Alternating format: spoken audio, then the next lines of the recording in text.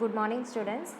આપણે લાસ્ટ લેક્ચરમાં જોયું, ઇન્ટ્રોડક્શન જોયું, બરાબર છે, કે કયા કયા એક્ટ આવવાની કેવી રીતે શરૂઆત થઈ, 1600ની સાલમાં બ્રિટિશર્સની એન્ટ્રી કેવી રીતે થઈ, બરાબર છે, બિઝનેસ કરવા આવેલા અને પછી ધીમે ધીમે પોલિટિક્સની અંદર પણ એ લોકો ઇન્ટરેસ્ટ લેવા માંડ્યા અને કેવી રીતે ઇન્ડિયાને ગુલામ બનાવી દીધું, બરાબર. પછી કયા કયા એક્ટ આવ્યા એ 1765ની અંદર એ લોકોએ જે પોલિટિકલ આપણી જે મેટર્સ છે એની અંદર ઇન્ટરફિયરન્સ કરવાનું ચાલુ કર્યું, બરાબર છે. પછી બ્રિટિશ રૂલ્સ લાવવાના ચાલુ કર્યા ઇન્ડિયન ગવર્મેન્ટની અંદર, બરાબર છે.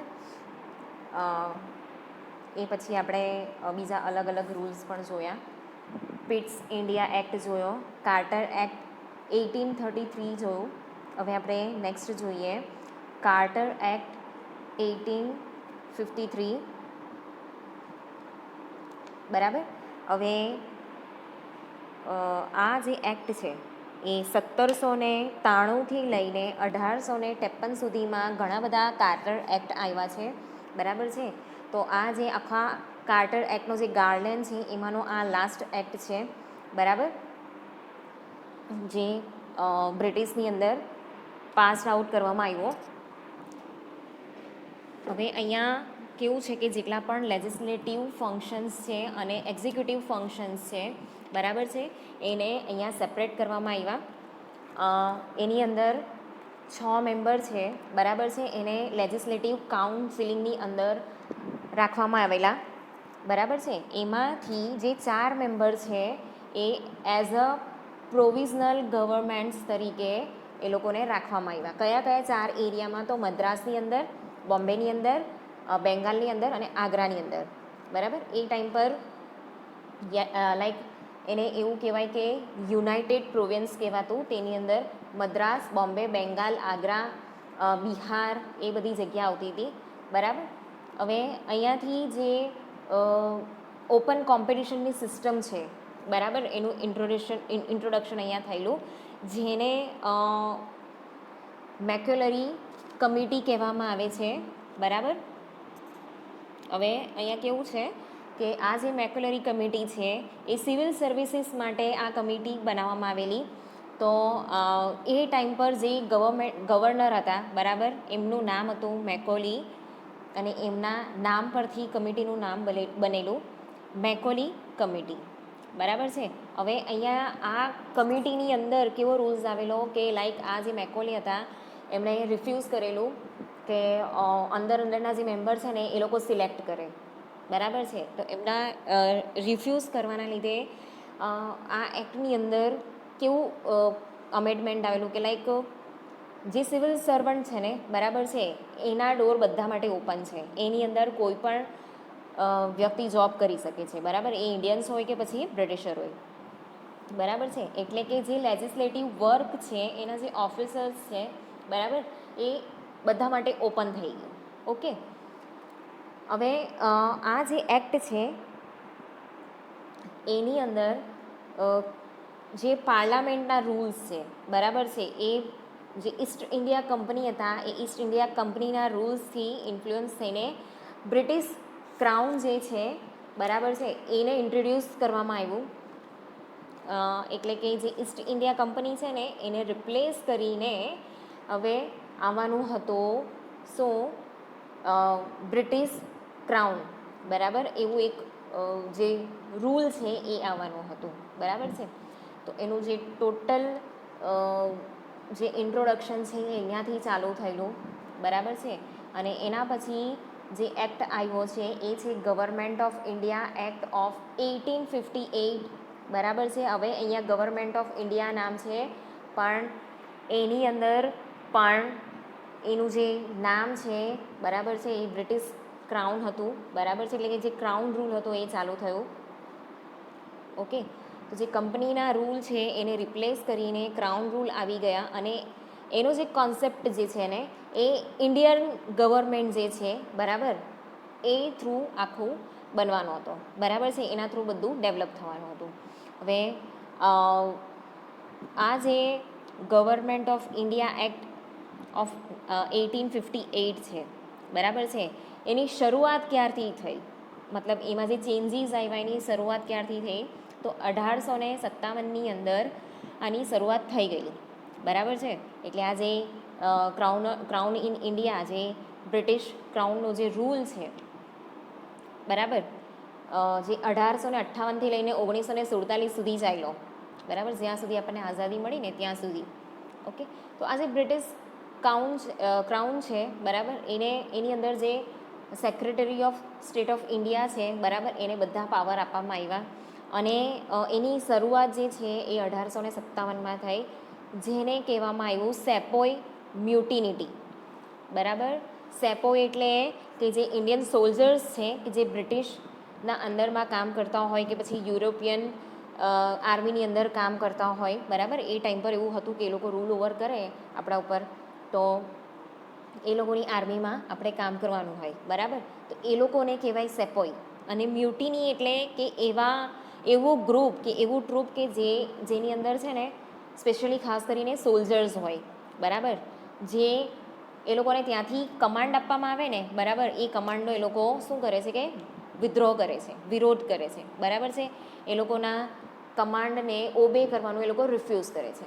તો એટલા માટે આ જે એક્ટ છે એની અંદર એનું ઇન્ટ્રોડક્શન જે થયું ને એ સેપોય મ્યુટિની તરીકે થયું, બરાબર છે. અને એ જે મ્યુટિનિટી છે એનું જે સ્પ્રેડ છે, બરાબર, એ એમ તો બહુ અનસક્સેસફુલ ગયેલું. એઝ અ રેબેલિયન એ લોકો બહાર આવેલા ફર્સ્ટ ટાઈમ, બરાબર છે. અને બહુ વાઇડ સ્પ્રેડ એ લોકોનું થયેલું. બિહારથી લઈને મુંબઈ, લખનઉ, એ બધી જગ્યા પર એનું સ્પ્રેડિંગ હતું, બરાબર છે. બહુ વાઇડ એરિયામાં હતું. એ લોકો as a rebellion first time British રૂલની અંદર આવેલા, બરાબર છે. તો 1857થી 1859 સુધી એ લોકોએ આવી રીતે બગાવત કરેલી, બરાબર છે. અને એની શરૂઆત મીરુટથી થયેલી, ઉત્તર પ્રદેશમાં છે મીરુટ, બરાબર, ત્યાંથી થયેલી. અને આ જે એક્ટ છે, બરાબર છે, જેની અંદર આ સેપોય મ્યુટિનિટી આવ્યું, એ એઝ અ કેવી રીતે એક્ટ બીજી કયા નામથી ઓળખાય છે તો act of good government of India, બરાબર, જેની અંદર ઈસ્ટ ઇન્ડિયા કંપનીના બધા રૂલ્સ કાઢીને બ્રિટિશ ક્રાઉન આવી ગયું. હવે આની અંદર છે ને બીજો કયો ચેન્જ આવ્યો કે જે ગવર્નર છે ને, ગવર્નર જનરલ, એને ચેન્જ કરીને વાઇસરોય મૂકવામાં આવ્યું, બરાબર. અને એના પહેલાં વાઇસરોય હતા લોર્ડ કેનિંગ. ઓકે, હવે આની અંદર જે કાઉન્સિલિંગ ઓફ ઇન્ડિયા છે એની અંદર 15 મેમ્બર્સ હતા, બરાબર છે. એમ તો જે આખો રૂલ જે છે એ પહેલેથી જ બધું ઓપન થઈ ગયું હતું, બરાબર. એટલે જે સિવિલ સર્વિસીસ છે એ બધા માટે ઓપન કરવામાં આવેલી, બ્રિટિશર્સ માટે પણ અને ઇન્ડિયન્સ માટે પણ, બરાબર છે. પણ અહીંયા કેવું છે કે જે બધી વસ્તુ છે ને, બરાબર છે, એ ઇન્ડિયન એડમિનિસ્ટ્રેશનના કંટ્રોલ તરીકે પણ અહીંયા આવે છે. પણ એના જે પહેલાં વાઇસરોય હતા એ પણ બ્રિટિશર જ હતા, લોર્ડ કેનિંગ, બરાબર છે. એટલે ટોટલી બધી વસ્તુ ઇન્ડિયન તો નહીં જ કહેવાય, બરાબર. હવે આની અંદર જે બોર્ડ ઓફ કંટ્રોલ હતું, બરાબર, અને કોર્ટ ઓફ ડાયરેક્ટર્સ હતું, એને પણ નાબૂદ કરવામાં આવી. એટલે કે એની અંદર બધા બ્રિટિશર હતા, એને નાબૂદ કરવામાં આવી, બરાબર છે. હવે આપણે નેક્સ્ટ જોઈએ ઇન્ડિયન કાઉન્સિલિંગ એક્ટ ઓફ 1861.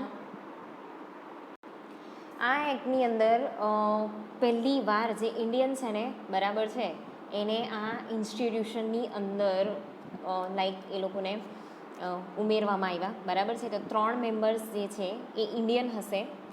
કઈ હવે જે વાઇસરોય છે ને એ એક્ઝિક્યુટિવ પ્લસ લેજિસ્લેટિવ કાઉન્સિલિંગ છે એને સંભાળતા હોય, બરાબર. તો પહેલી વાર 3 ઇન્ડિયન્સ જે છે એ લોકોને એઝ અ લેજિસ્લેટિવ કાઉન્સિલિંગની અંદર એઝ અ મેમ્બર એ લોકોને ઉમેરવામાં આવ્યા, બરાબર છે. હવે આ જે લેજિસ્લેટિવ કાઉન્સિલિંગ છે ને એ કેવી રીતે એનું એસ્ટાબ્લિશમેન્ટ થયું, એક તો એ લોકો સેન્ટરમાં બી છે અને પ્રોવિઝન્સ બી છે, બરાબર. એટલે પ્રોવિઝન્સ એટલે જે અલગ અલગ 6 એરિયા જે મેઇન એ ટાઈમ પર કહેવાતા હતા, એ મુંબઈ, મદ્રાસ, એ ટાઈમ પર બોમ્બે નામ હતું, બોમ્બે, મદ્રાસ, બિહાર. ઓકે, તો આ જે અલગ અલગ છે જે 6 પ્રોવિન્સ છે એ 6 પ્રોવિન્સની આગ્રાનો પણ સમાવેશ થાય છે, બરાબર, લખનઉ છે. તો આ જે બધા પ્રોવિન્સ છે તો પ્રોવિન્સ વાઇઝ અલગ અલગ પણ એ લોકોની લેજિસ્લેટિવ ટીમ બનાવેલી છે અને એક સેન્ટ્રલ પણ છે, બરાબર. તો આની અંદર જે વાઇસરોય છે એ એક્ઝિક્યુટિવ કાઉન્સિલિંગની અંદર હોય છે, બરાબર, જેની અંદર જે ઇન્ડિયન્સ છે એ Indians member as a non official member તરીકે એ લોકો કામ કરે છે, બરાબર, બધા ટ્રાન્ઝેક્શન કરે છે અને બધા જે લેજિસ્લેટિવ બિઝનેસીસ છે, બરાબર છે, એને પણ એ લોકો સંભાળે છે. હવે અહીંયા છે ને બીજી કઈ વસ્તુ ઇન્ટ્રોડક્શન કરવામાં આવી કે જે પોર્ટફોલિયો સિસ્ટમ છે. પોર્ટફોલિયો એટલે તમને બધાને જ ખબર છે કે આપણે જ્યારે ફોટોગ્રાફી કરાવીએ છીએ, બરાબર છે, ત્યારે એક આલ્બમની અંદર આપણે બધા ફોટોગ્રાફ્સ મૂકીએ છીએ, તો એને આપણે પોર્ટફોલિયો કહીએ, બરાબર. તો એક ચોક્કસ સિસ્ટમની અંદર રહીને કામ કરવાનું છે, બરાબર, જેની અંદર એક એવા ચોક્કસ વિધાન છે બધા, બરાબર છે. સ્ટેચ્યુટરી એટલે વૈધાનિક, બરાબર છે, ચોક્કસ વિધાન છે એને લઈને જ એ લોકોએ ચાલવાના છે, ચોક્કસ રૂલ્સ અને રેગ્યુલેશન્સ છે એને લઈને જ એ લોકોએ સિસ્ટમની અંદર ચાલવાનું છે, બરાબર. તો એવી એક સિસ્ટમ ફિટ કરવામાં આવી. હવે બીજી બાજુ જે લેજિસ્લેટિવ પાવર્સ છે, બરાબર છે, એને ડિસેન્ટ્રલાઇઝ કરીને એને ફરીથી રિસ્ટોરિંગ કરવામાં આવ્યા, બરાબર છે, અને એના મેઇન જે સેન્ટર છે બોમ્બે અને મદ્રાસને બનાવવામાં આવ્યા. ઓકે. હવે નેક્સ્ટ આપણે લઈએ ઇન્ડિયન કાઉન્સિલિંગ એક્ટ ઓફ 1892.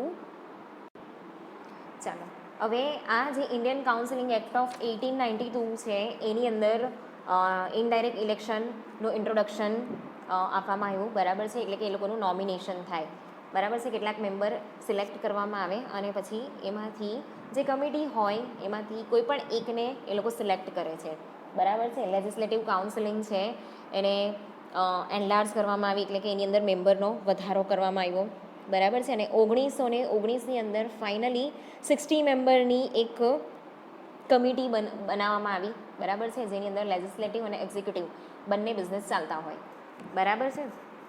હવે આ એક્ટની અંદર જે લેજિસ્લેટિવ કાઉન્સિલિંગ છે, બરાબર છે, એના ફંક્શન્સ જે છે એ ફંક્શન્સમાં પણ વધારો કરવામાં આવ્યો, બરાબર છે. એ લોકોને વધારે પાવર આપવામાં આવ્યા, એ લોકો બજેટનું ડિસ્કશન કરી શકે છે, એટલે આજે બજેટ બનાવવાનું કામ છે, બરાબર, એનું જે ઇન્ટ્રોડક્શન છે 1892માં ફાઇનલી આવી ગયેલું હતું, બરાબર છે. એ લોકો જે બિઝનેસ એક્ઝિક્યુટિવ્સ છે એ લોકોને ક્વેશ્ચન પૂછવા માટે પણ એ લોકોને હક આપવામાં આવ્યા. એમ જોવા જઈએ ને તો 1861થી લઈને 1909 સુધીમાં જે પણ ચેન્જીસ આવ્યા, બરાબર છે, આટલા જે ટાઈમ સ્પેન છે એની અંદર જે સિનેરિયો ક્રિએટ થયો ને એ પાવરનો સિનેરિયો ક્રિએટ થયો, બરાબર. જે લેજિસ્લેટિવ કાઉન્સિલિંગ છે એમાં નોન ઓફિશિયલ્સ તરીકે ઇન્ડિયન્સને રાખવામાં આવતા હતા, બરાબર છે, એટલે ઇન્ડિયન્સ લોકોનું પણ ઇન્વોલ્વમેન્ટ અહીંયા કરવામાં આવ્યું. જે મેમ્બર્સ છે મેમ્બર્સ ધીમે ધીમે ઇન્ક્રીઝ કરવામાં આવ્યા, 6થી લઈને 60 સુધી કરવામાં આવ્યા, બરાબર છે. હવે જ્યારે આ ઇન્ડિયન કાઉન્સિલિંગ એક્ટ ઓફ 1909 આવ્યું, બરાબર, એને મોર્લે મિન્ટો રિફોર્મ્સ પણ કહેવામાં આવે છે. ઓકે. હવે આનું નામ મોર્લે મિન્ટો કેમ છે કે ભાઈ એ એક એવો એક્ટ છે કે જેની અંદર જે પાર્લામેન્ટ ઓફ યુનાઇટેડ કિંગડમ છે, બરાબર છે, એ ઇન્ડિયાની અંદર લાવવામાં આવેલી, કે જેની અંદર છે ને લિમિટેડ ઇન્ક્રીઝમેન્ટ ઓફ કે પછી ઇન્વોલ્વમેન્ટ ઓફ ઇન્ડિયન્સ હોય, બરાબર. અત્યાર સુધી જે ઇન્ડિયન્સ લોકોને અહીંયા જે શું કહેવાય એ લોકોનું ઇન્વોલ્વમેન્ટ હતું એ નોન ઓફિશિયલ હતું, પણ હવે ઓફિશિયલી ઇન્ડિયન્સ લોકો આની અંદર કાઉન્સિલિંગની અંદર કામ કરી શકે છે, બરાબર છે. એઝ અ મેમ્બર એ લોકોને સિલેક્ટ કરવામાં આવે છે, બરાબર છે. અને એના પહેલાં જે ઇન્ડિયન્સ હતા એ હતા સત્યેન્દ્ર પ્રસાદ સિન્હા, બરાબર છે. આ જે સત્યેન્દ્ર પ્રસાદ સિન્હા હતા એ લો મેમ્બર હતા, જે વાઇસરોય એક્ઝિક્યુટિવ કાઉન્સિલિંગ હતા ને એના ફર્સ્ટ ઇન્ડિયન, ઓફિશિયલી ઇન્ડિયન, બરાબર, સત્યેન્દ્ર પ્રસાદ સિન્હા. પહેલાં પણ ઇન્વોલ્વમેન્ટ હતું પણ એ કેવું હતું, નોન ઓફિશિયલ હતું. હવે આપણે એકદમ લીગલી અને ઓફિશિયલી આપણે આની અંદર ઇન્વોલ્વમેન્ટ કરવાના છે, બરાબર. એટલે ધીમે ધીમે જે પાવર્સ છે એ આપવામાં આવ્યા, બરાબર છે. બજેટનું ડિસ્કશન તો ઉપર 1892ની અંદર જ થવા માંડેલું, બરાબર છે. હવે આ જે એક્ટ છે એ એક્ટની અંદર ઇલેક્શનનો જે ફર્સ્ટ અટેમ્પ્ટ છે, બરાબર છે, ડાયરેક્ટ ઇલેક્શનનો એ અટેમ્પ્ટ કરવામાં આવ્યો, બરાબર છે. અને જે સેન્ટ્રલ લેજિસ્લેટિવ કાઉન્સિલિંગ હતું એનું નામ ચેન્જ કરીને ઇમ્પિરિયલ લેજિસ્લેટિવ કાઉન્સિલિંગ કરવામાં આવ્યું, બરાબર છે. એના જે લેજિસ્લેટિવ કાઉન્સિલિંગના જે મેમ્બર્સ છે એને 16માંથી 60 કરવામાં આવ્યા, બરાબર છે. અને ફર્સ્ટ ટાઈમ કમ્યુનલ રિપ્રેઝન્ટેશન તરીકે એટલે કે કમ્યુનલ રિપ્રેઝન્ટેશન એટલે કે મુસ્લિમ લોકો માટે અહીંયા એક કોન્સેપ્ટ એક્સેપ્ટ કરવામાં આવ્યો, જેને સેપરેટ ઇલેક્ટોરેટ કહેવામાં આવે છે. લોકોની અલગથી સીટ અહીંયા જે છે એ રાખવામાં આવી, બરાબર છે. તો આ હતો ઇન્ડિયન કાઉન્સિલિંગ એક્ટ ઓફ 1909, બરાબર છે. હવે આ જે ઇન્ડિયન કાઉન્સિલિંગ છે ને એની શરૂઆત 1861થી લઈને 1909 સુધીમાં અહીંયા બહુ બધા રિફોર્મ્સ આવ્યા, બરાબર છે. રેબેલિયન્સ પણ હતા, ઓકે, બહુ બધા ચેન્જીસ આવ્યા, રાઈટ. હવે આગળના જે એક્ટ છે એને આપણે નેક્સ્ટ લેક્ચરમાં જોઈશું, બરાબર છે. તો અહીંયા સુધી જે આપણે જોયું તેની અંદર લીગલી અને ઓફિશિયલી જે ઇન્ડિયન્સ લોકો છે, બરાબર, એ લોકોને લેજિસ્લેટિવ અને એક્ઝિક્યુટિવ કાઉન્સિલિંગની અંદર આપણને સ્થાન મળેલું ફર્સ્ટ ટાઈમ, બરાબર છે, જે બ્રિટિશ ઇન્ડિયા હતું ને ત્યારે. ઓકે, ચાલો તો આજે આપણે આટલું રાખીએ છીએ. નેક્સ્ટ લેક્ચરમાં હું તમને ઇન્ડિયન ગવર્મેન્ટ એક્ટ 1990, 1935 અને ફાઇનલી 1947 જે આપણું રિવોલ્યુશન જે કહેવાય છે ઇન્ડિયન રિવોલ્યુશનનું યર, બરાબર છે, એ હું તમને કરાવીશ, બરાબર છે. અને જે ગવર્મેન્ટ ઓફ ઇન્ડિયાના 1946ની અંદર જે ઇન્ડિયન્સ લોકોને કઈ કઈ વસ્તુની